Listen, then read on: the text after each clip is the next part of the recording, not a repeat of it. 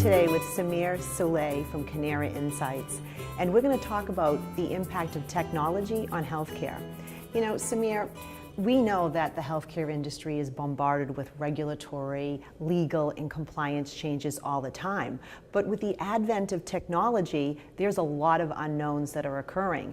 Can you talk a little bit about what you're seeing in the healthcare arena with regards to privacy and the Office of Civil Rights? Hi, Kris, and thank you for having me here. It's great. It's my pleasure to be here with you, attending the Harmony 2014. And technology is playing a big role, and healthcare business is changing. We are slowly transitioning from the paper-based system to the digital system. And this transition is affecting different players in different ways. So, one of the things that I usually talk about is to be able to use the technology to deliver better quality of care, be more efficient, and also do it in a secure way so that you protect your patients while you're deploying the technology. That's great. So we know that recently the Office of Civil Rights performed their first audit. And again, for healthcare, what do I mean by their first audit? They're looking at HIPAA, privacy, the 17, 18 elements, Social Security, names, diagnoses that, you know, in the olden days, we didn't have to worry about keeping it private because there were no regulations on this. But now today, if there are breaches, there are monetary fines that could really turn an organization upside down. Tell me, you were involved in that first initial audit. Tell me some of the nuggets of information you could share that there's some errors being made and that we could learn from. Oh, absolutely. HIPAA has been there for a long time, and everybody knows about the HIPAA privacy rule. But what has happened lately is the HIPAA security rule, which is taking more and more importance because of the fact that we are going electronic in a lot of ways. And what the audit was an audit done about a year and a half ago. And it was basically doing a pilot of different entities. They covered covered entities, they covered small or large plans, and other providers as well. And I happen to be involved in it. And what they're basically looking for is, what is the state of your security program? I mean, do you even have one? And what are the key elements of that program? And what they're looking for is a program that is based on an appreciation of the risks to your data. Mm-hmm. So what here are the steps that were involved. And the first thing they do is they ask you to show. They ask you to show your policies. What are your security policies? What are your access policies? What are the control policies? Do your employees know these policies? They want to see documentation, which you again referred in your talk is like, if you don't have the right documentation, it doesn't exist. So that is what they're looking for. And once you submit that to them, then they come in and then they looked at, okay, you told us that these are the policies. Now let's see them in action. Are they really being employed? So what they're looking for is policies and procedures that are current, that are up to date, and they reflect the environment of your business.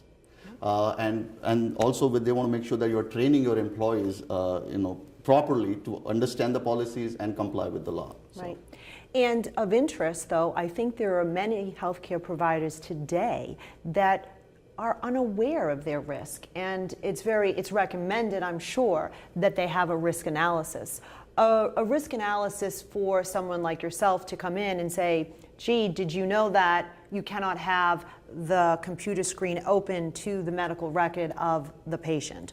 Or the fact that the copy machine has a drum in it, and when that copy machine is not used any longer, you have to remove the drum. Yeah. For example, in the context of privacy, CVS Pharmacy, for example, was fined because they threw out prescription bottles with names of patients on them. So I think that with healthcare, as good as everything is going on some level, there needs to be a significant amount of education of the risks. And although the Office of Civil Rights completed the initial audit without monetary fines, right, they are gearing up for this. And I think that from a risk analysis, and specifically, Samir, what other nuggets can you share? Because your expertise is in technology and security. Yeah. And what else could you share with the viewers? Absolutely. I think one of the primary things, and if you look at the fines and you look at the data breaches that have occurred, most common are laptops left or stolen. and laptops with unencrypted information. Yep. So, somebody just takes work home and walks away with the laptop home, has data on it, it gets stolen from the car. Yep. Now suddenly that laptop, it's a data breach because the data is not encrypted, and now all the patient names are out there. So from a data security point of view, I would like to, what are the two things you have to do? You have to make sure that you know where your data is, first of all. Yep. Where is it stored? It's in which computer, which laptop. So that we call it data at rest. So you need to know whether the data is secure when it's staying in one location, and you need to know when the data is in motion. And that means when you're sending it over the internet, when you're emailing something. So you have to make sure that you know that both these things are protected, when it's sitting on the server or a computer, and when you're emailing or texting or things like that, that it has to be very secured.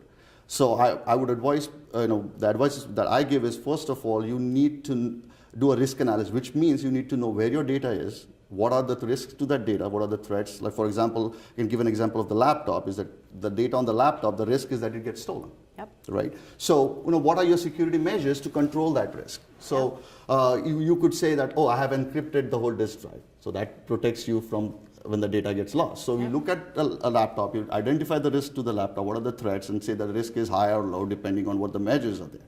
And then institute a policy and technology to make sure that the data is safe. So you have to be looking at your organization and the data in your organization and knowing where it is and how it moves and what are the risks to the data and what have you done to protect that data.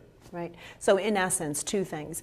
A policy and procedure is critical, but before you even create the policy and procedure, you have to identify the risks. And to be quite frank, there are many healthcare organizations that are just simply unaware that they're at risk for breaching. Absolutely. And so that's step one. And then now step two is, then the development of the policy and procedure.